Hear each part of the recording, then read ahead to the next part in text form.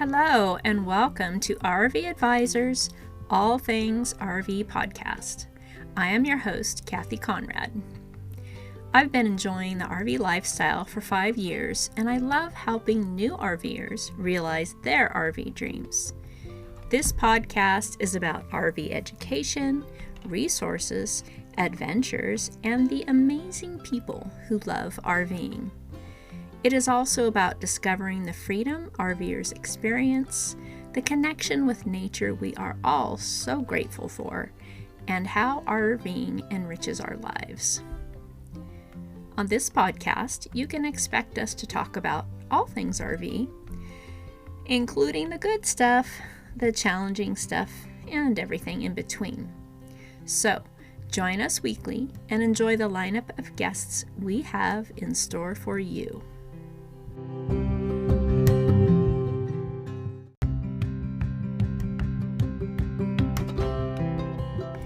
Hey friend, are you ready to get your RV party started and accelerate your RV learning experience? Click the link below to obtain details and pricing on my 8-week program. I am offering my podcast listeners up to 20% off if you purchase in the month of May. Don't miss this opportunity to have 8 90-minute one-on-one sessions with me loaded with great information to help you navigate the path to hitting the road with confidence in your new RV. I can't wait to work with you and help you to create the best RVing experience possible.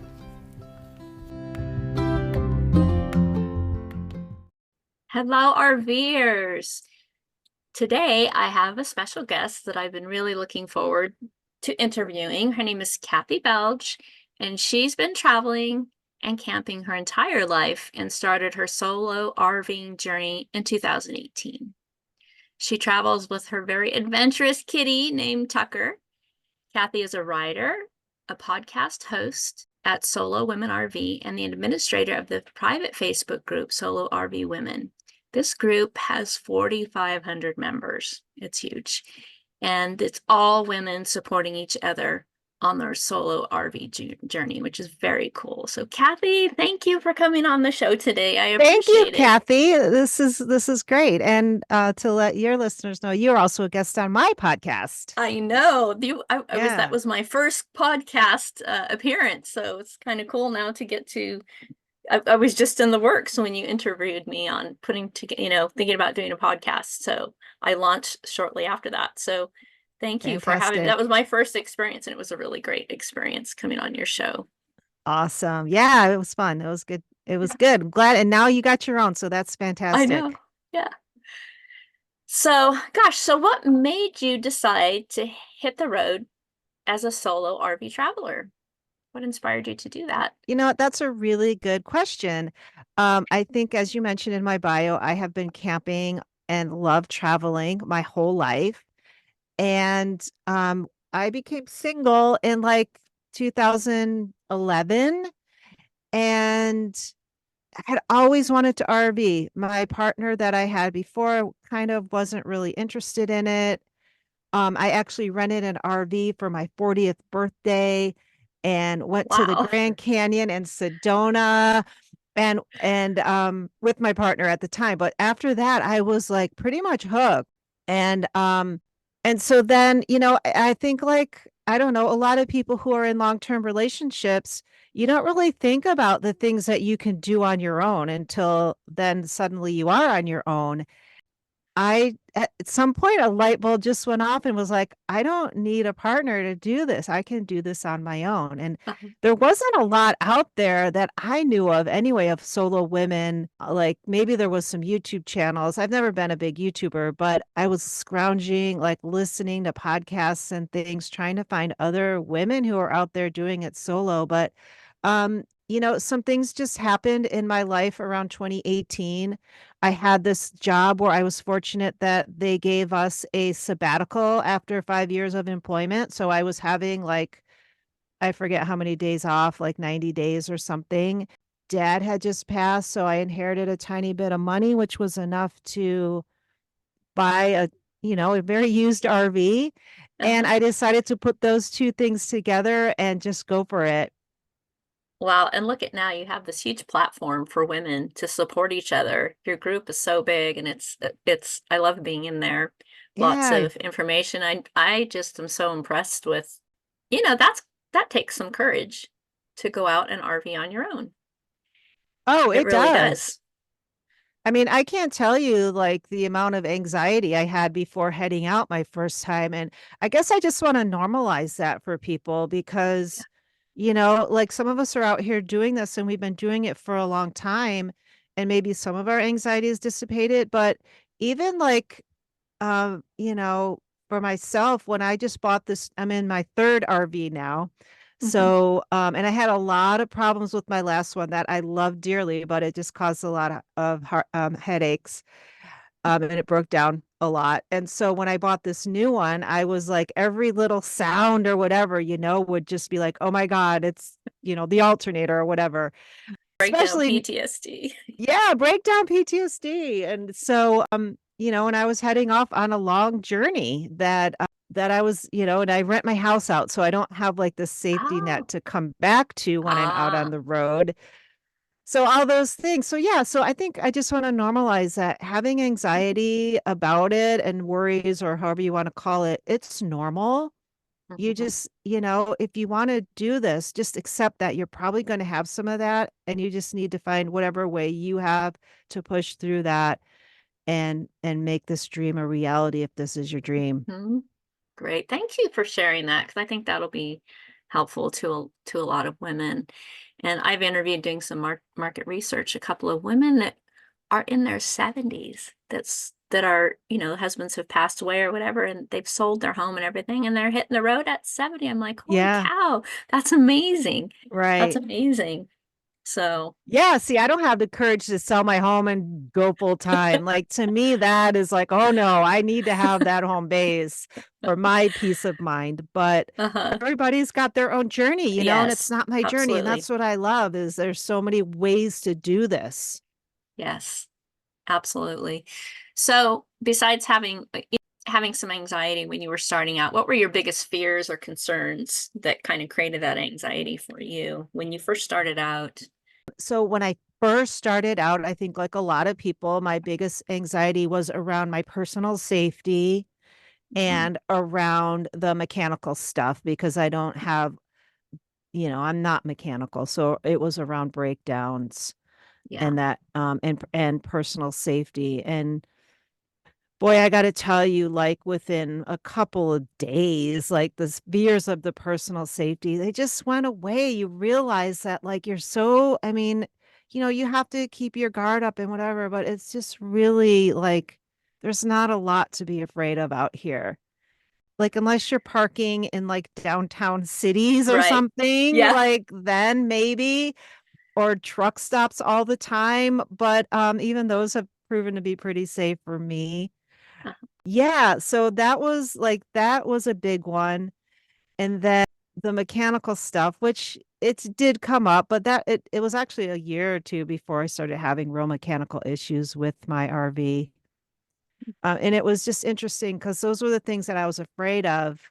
And then the thing that Yeah. caused me the most troubles, I would say, on the road was actually driving in the wind.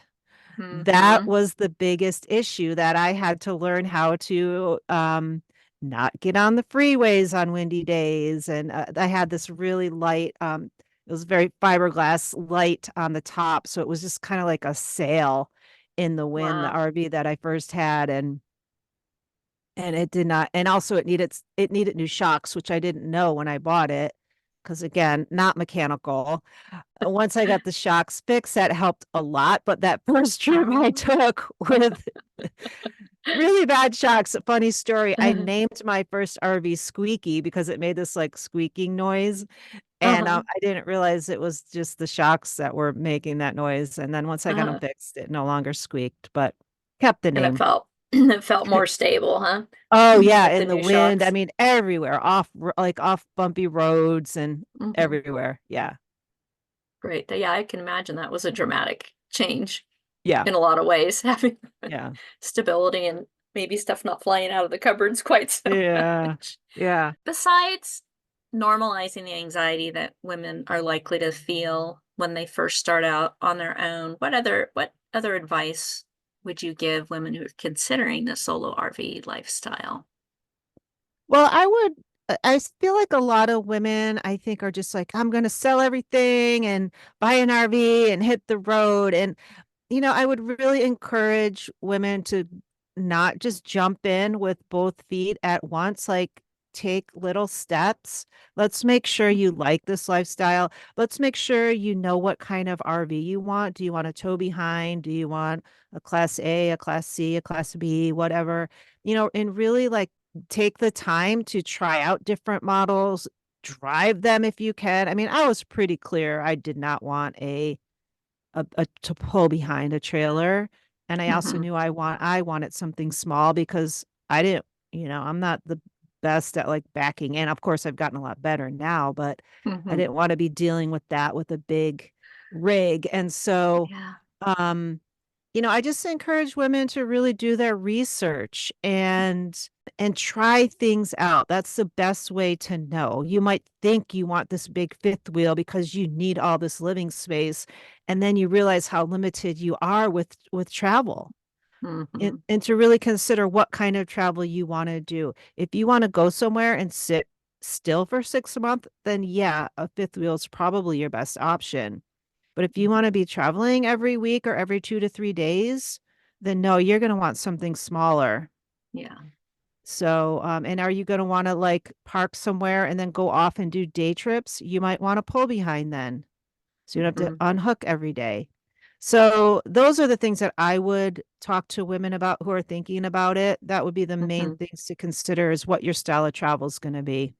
Yeah, I think that's really good advice. And then like to hop on and join your group because there's so many women out there doing it. That, I mean, that's such the Facebook groups are a great place to connect with other people who are doing it and throw out questions, and people are always willing to answer, and the Yeah, the research is groups just important. exploded in the last few I know. months. I know. I think Facebook's really pushing groups right now. I think that's one of the Uh-huh. things. Like when I go through my feed, I keep seeing suggestions for groups. So that's what's Uh-huh. happening. But it's been delightful to see it grow. And I kind of started the Facebook group just as a way for me to connect with other solo women, to have my ear to the ground to hear like what are the things people are talking about so that I could Mhm. have topics to write about or to have on my podcast, and Mhm. also, just like to have two-way communication for the podcast and blog. But now it's Mhm. really turned into like its own little thing. So that's I pretty cool. know. Yeah. Yeah, it's a great group. It's a great group. So, what do you love most about RVing, Kathy? What really lights you up Um, about being out there? I just have to say it's nature. Like I'm Mhm. sitting here in near Mount Hood, Oregon right now at my camp hosting job, which I have for 6 months out of the year. And almost every day I'm just floored by the beauty of it. Mhm. I'm on a lake.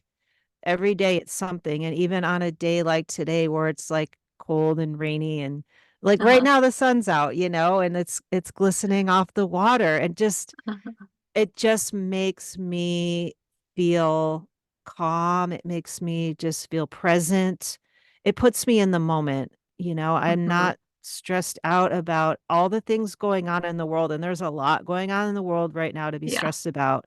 But Yeah. just being out here in nature just brings me back to me and, what I can control in my life, which is to put myself in a situation where I feel calm and at peace. And that Yeah. is what this lifestyle does for me. Yeah. That's awesome. Yeah, I think we all share that love of nature. So, tell me about your camp hosting job. I'm fascinated by that. That's something I'd like to try one day. So, fill us in on Oh, that. yeah. Okay, sure. Well, how I got started in camp hosting was during the pandemic, actually. During the pandemic is I had quit my job literally on March 13th, 2020. And my plan was to hit the road at that time. Uh-huh. So I wasn't able to do that because if people remember back then, before things opened up, everything was closed. State parks were closed, like Yeah. everything was closed. And I was sitting around for a while, pretty depressed because like most people, but also I should have been on my journey. somehow somebody put the idea in my head to try camp hosting because the state parks were starting to open back up and they needed hosts because people couldn't, like some of their hosts couldn't make it who came from places like Texas or wherever. They weren't Mhm. able to travel and they needed hosts. So I got started doing that on a volunteer basis with the Oregon State Parks, which was Mhm. pretty cool because it was like a month long stint. So I got to see if I Wow. liked it or not. And turns out I loved it. And Hmm. I volunteered at three different Oregon parks 4 months long. So I went back to one park twice because I loved it so much. Wow. And then after that, I learned about this position where I currently am through basically somebody that I met on Facebook. Hmm. And I applied and this is my second year here. It's a full-time job. It's paid. Uh-huh. It's for 6 months out of the year. It's like a salaried position, so I get Mhm. all the benefits and stuff that come with a regular Wow. full-time job. That's amazing. Yeah, it's pretty unique, I think, in the camp hosting world. I think more of them are like your contractor positions and you're just paid Mhm. hourly. The place where I do work actually is I have water and a like a tank where I can dump my black tanks, but we don't have electricity here. Hmm. So that might be a deterrent for some people because Yeah, they they need don't their have the hookups. solar. Yeah. Wow. Oh, and there's Tucker. There's the I cat. see Yeah. him. So tell me what it's like to travel with Tucker with a cat. So I've yeah. seen people with exotic birds, and so cats are another besides dogs, cats. Yeah, I started traveling with a dog. My first couple years, I did Uh-huh. travel with an Alaskan Malamute in my tiny little Class B. Um, and the one thing my cat does not offer that the dog does was just the extra sense of protection. Yeah. I was never worried with her, but I got the cat shortly before the dog passed away. I knew I wanted another companion, and Uh-huh. it's kind of weird, but I had this dream about a cat. I was thinking about getting another dog, and I just had this dream about a cat, and Oh, it was wow. one of those dreams that just kind of stuck with you. And so I found this kitten, and she's been a really wonderful companion. I picked her up 8 weeks old. The first thing I did was put her in a harness Uh-huh. and have just been training her to be an adventure kitty. Now she is very adventurous. When I can, I do let her go out without the leash Uh-huh. because she's just loves to run around and climb trees and Yeah. do all the fun things. Here at my job, she has to be on a leash or in her little. I've got one of these little mesh tents, Oh, the uh, catio, a catio type mesh catio. thing. Mm-hmm. But yeah, she's adapted really well, and it's just been really nice to have a companion on the road. I Yeah. sometimes miss having a dog, but it's a lot easier to have a cat.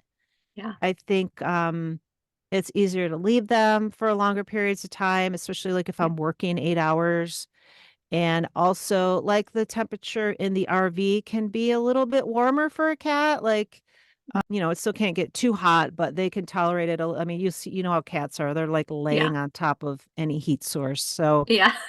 I come back and she's ripped the reflectix down and is between the windshield and the reflectix, like basically baking. Um, yeah, I don't know. It's just been really fun to have a cat and she's very like sociable and so kids like to come up and meet her at the Uh, campground. She's good with dogs, she's good with other cats. yeah. She's kind of a unique animal. I love her. Yeah. It's amazing how adaptable they can be. Yeah. Kind of back. I wanted to, since she decided to appear on the video, I thought I'd Yeah.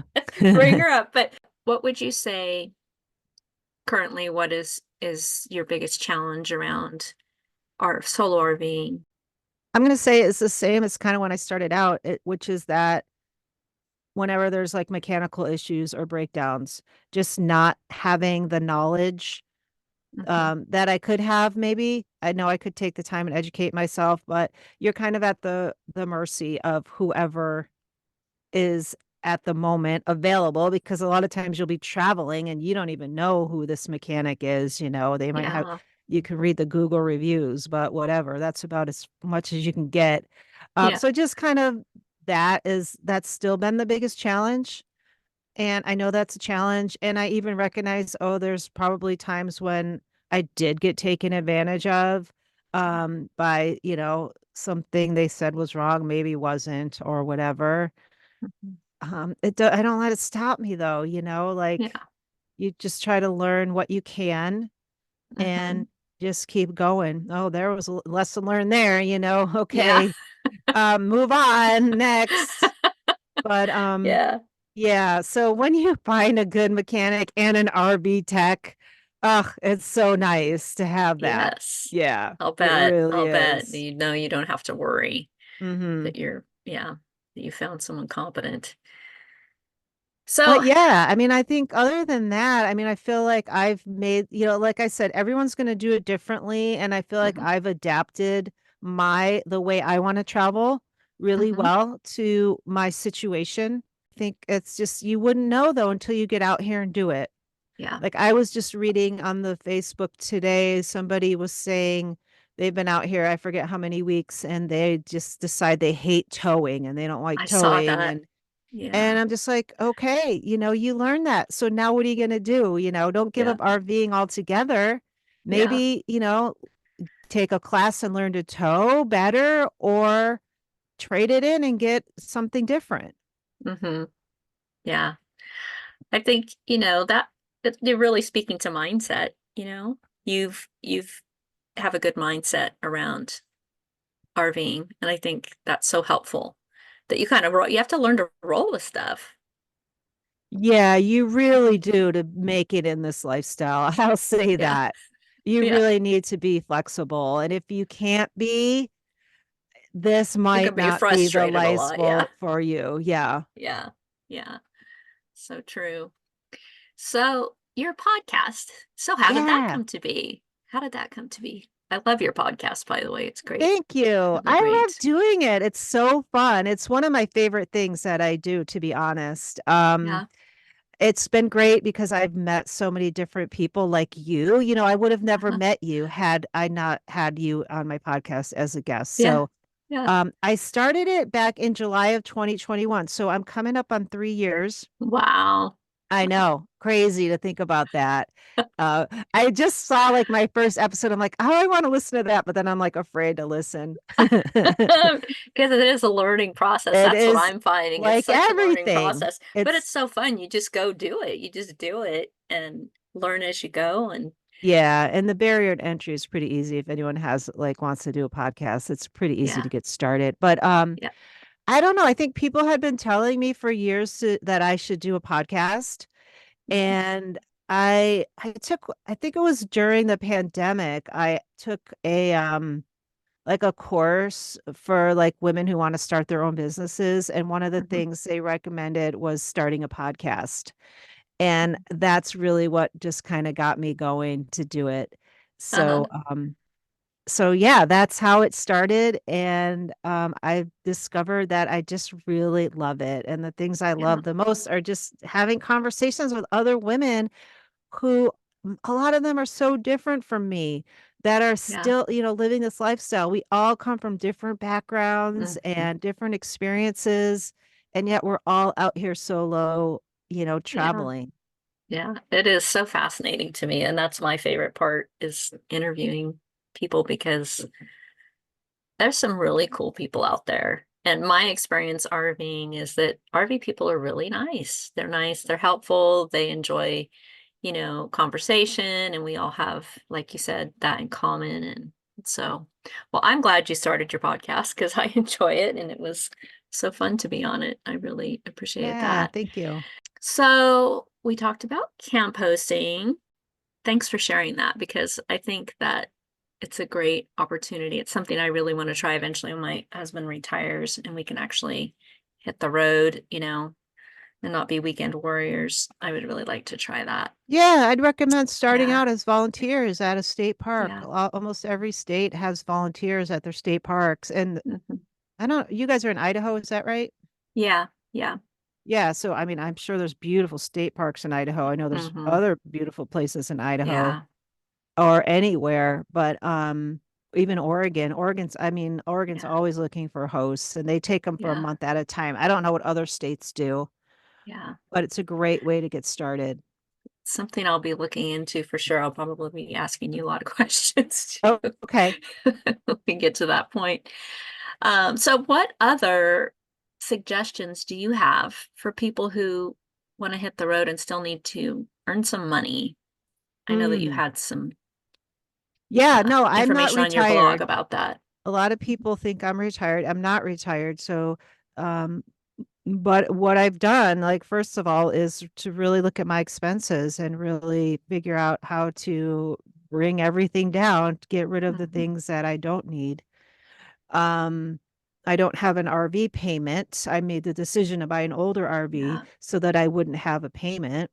Hmm.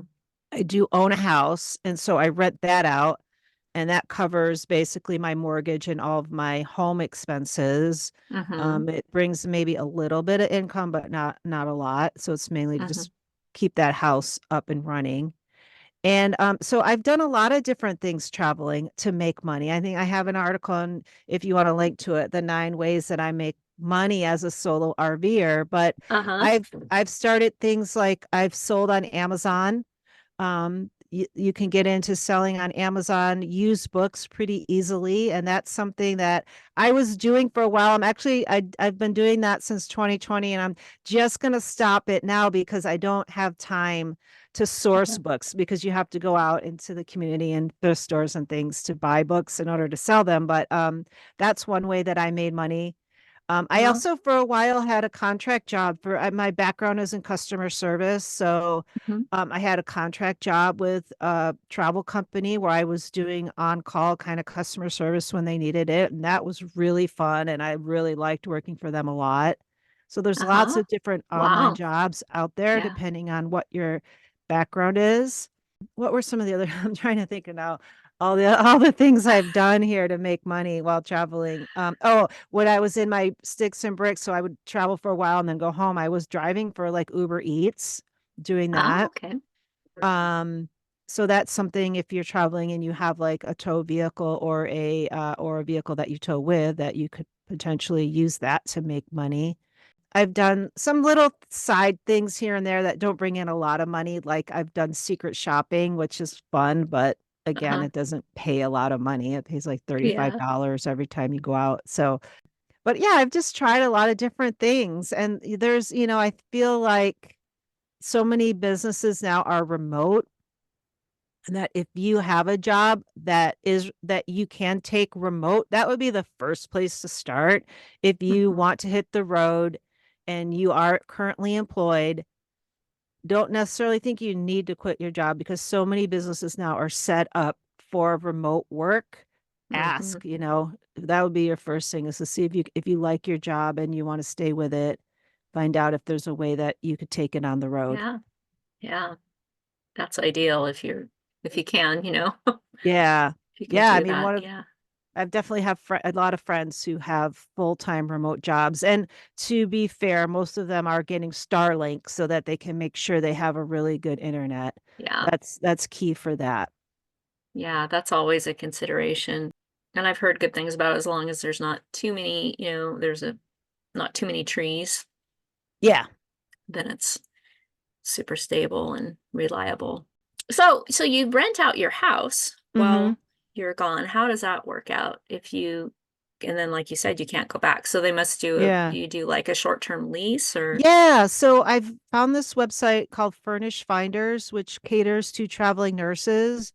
And so I'm able to rent my house out furnished to people who want a short-term rental. So somebody who's coming to town, and it hasn't always been nurses or medical professionals. As a matter of fact, right now I've got two van lifers in there who just wanted to come off the road for a little while. oh, that's So great. yeah, but that's how I do it. Hmm. Short term. Right now I've got a 6-month lease. Sometimes I'll do 3-month minimum. Hmm. So last summer I had two different renters in there. for 3 months each. So it just, but that's worked out really well. And I even used Airbnb once for one of my tenants. So I'm on both platforms, but I do it for like a 3 month minimum. That's great. And then you always have it to go back to. That's a great idea. Exactly. Because you Yeah. never know. I mean, I just spent some time with a friend who lives full time in her van who got diagnosed with cancer, Oh, and yeah. she was kind of stuck. She Mhm. had, to spend time at kind of like the mercy of strangers, sort of like somebody that she had known not very long let her come stay in her house, but while she went through her treatments. But Mhm. that's something you definitely need to consider if you are full time, is what would you do if there was some unexpected medical emergency? I broke my foot on the road and had to come off, and Mhm. recover from that because I couldn't travel solo with a broken foot. I couldn't even drive. I had to Oh have a gosh. friend come fly out and drive me back home. And Wow. and it was just lucky that it was at the end of my season where my renters were getting ready to leave. So it just that Uh, worked out. But yeah, to just kind of have a plan like that. yeah. That's a really good suggestion because you never know. You never know when Yeah. that could happen. It's probably better to have a plan in mind in case I, it does before it does. yeah, there are some programs out there. I believe through Good Sam and also the FMCA, the Family Hmm.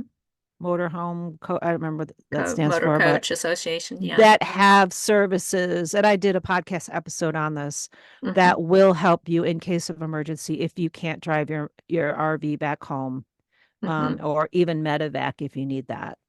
Hmm. Wow. That's good to know. That's good to know.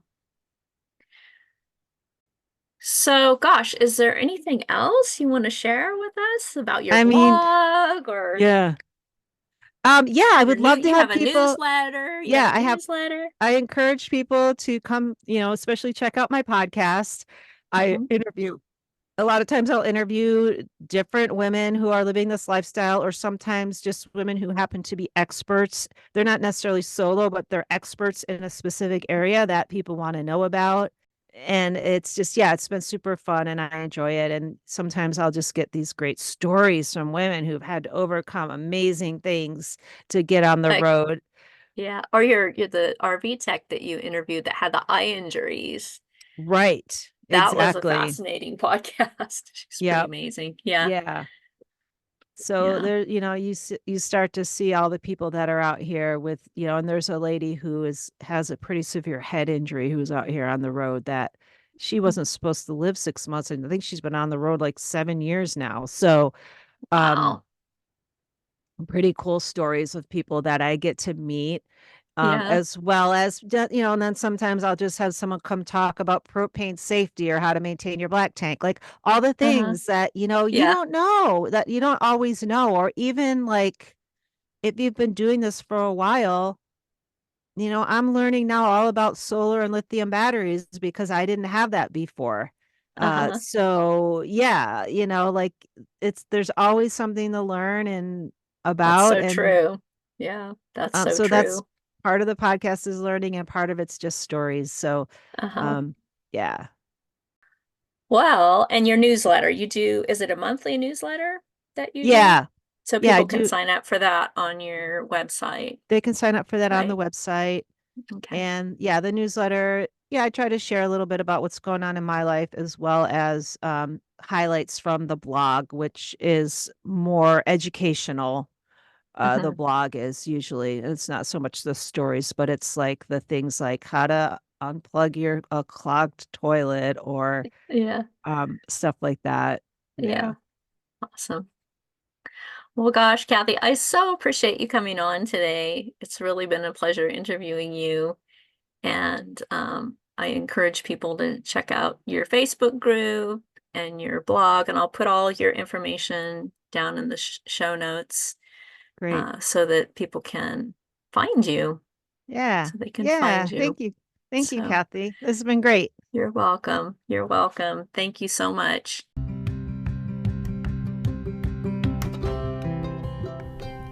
Thank you so much for tuning in today to RV Advisors All Things RV podcast. Please join us again next week for more RV education, resources, adventures, and interesting people. Until then, wishing you amazing adventures, safe travels, and I hope to see you on the road.